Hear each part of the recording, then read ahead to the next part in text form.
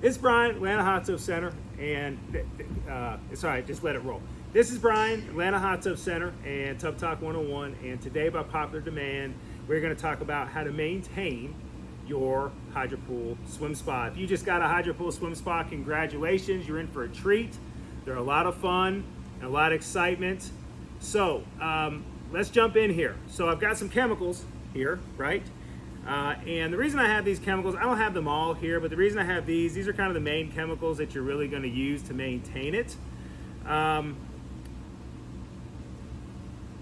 Just let it run. This is Brian, Atlanta Hot Tub Center, and Tub Talk 101, and today, by popular demand, we are going to go over how to maintain and take care of Hydropool Swim Spas, okay? If you like this video, please like and subscribe because that helps our outreach to reach more people and help them with their hot tubs and swim spas. So one of the benefits of Hydropool is pressurized filtration. Most swim spas do not have it, so the filter canister is going to look a little bit different when you get to the filter area because it is pressurized. The beauty of pressurized filtration is that it literally filters 10 times, 20 times the amount of water, right?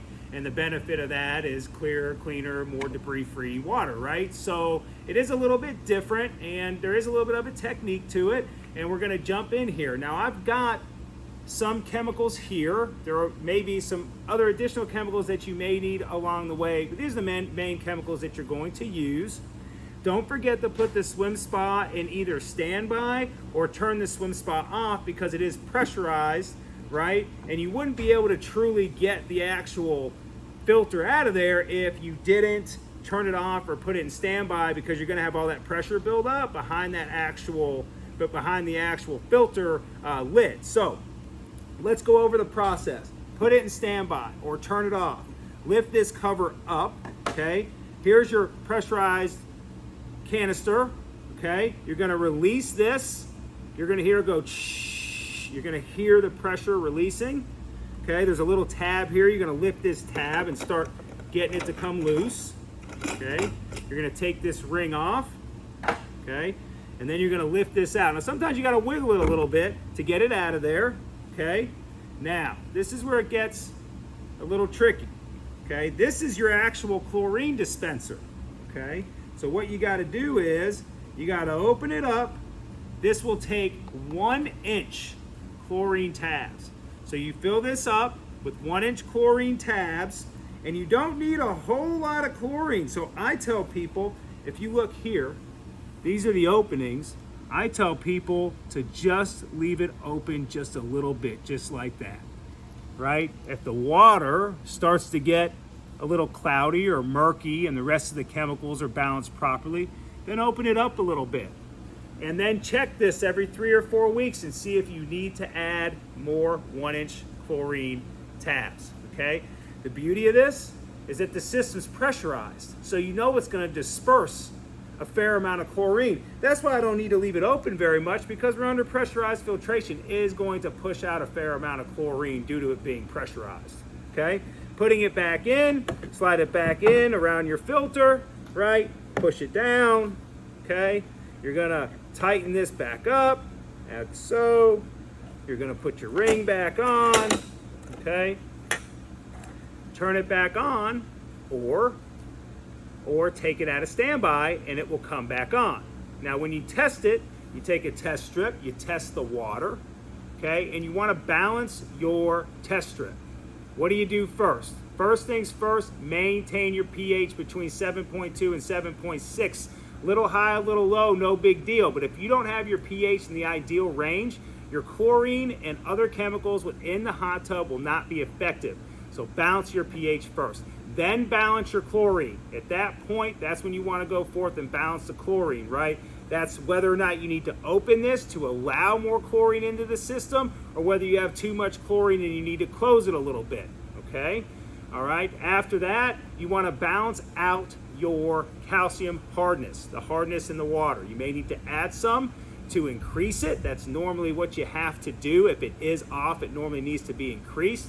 Remember with water chemistry is a patiency, is something that requires patience. So when you add some calcium increaser, or if you add some pH up to get in the ideal range, you need to wait 3 or 4 hours and then test again before you do it again, or you might find yourself adding too much and then you got to go back the other way. Everything takes time. If you make an adjustment to this, to the feeder, to the chlorine feeder inside of this canister, you make an adjustment to that, it's going to take 24 hours for you to see the difference in the water, right? It's a big body of water and it takes some time to work the chlorine into the water. So just remember, as you're doing this, do the best you can to be patient. So again, let's go over this real quick. What do we do first? We balance the pH. What do we do second? We balance the chlorine. What do we do third? We balance the calcium hardness. If you have an alkalinity issue, you can balance it, but normally alkalinity is going to follow pH. If you get your pH in the ideal range, most likely the alkalinity is going to be in the ideal range. You're really not going to have to do anything with that. I do want to mention that just so you kind of know. Now, for good practice, okay, chlorine is inactive in water, and when it comes in contact with bacteria, it invades and destroys the bacteria, and then you're left with something called chloramines. If you're using bromine, then you're left with something called bromamines. What do these do? These wreak havoc on hot tubs and swim spas. They create scum lines, they create biofilm. How do we clean up chloramines and bromamines? That is where the shock oxidizer comes in.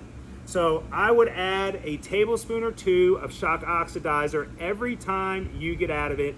I wouldn't add more than 5 or 6 a week, but if you're using this thing all the time, let's say you're using it all day long and it's 7, 8 o'clock at night, add a couple tablespoons of this so you can clean up all those chloramines so they don't, make the water all cloudy and nasty, so it's ready for you to use it next time.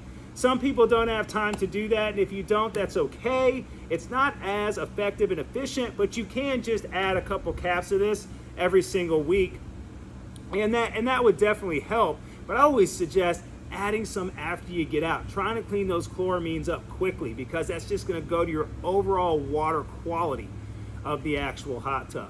This is Brian at Atlanta Hot Tub Center and how to maintain your Hydropool Swim Spa. Thank you.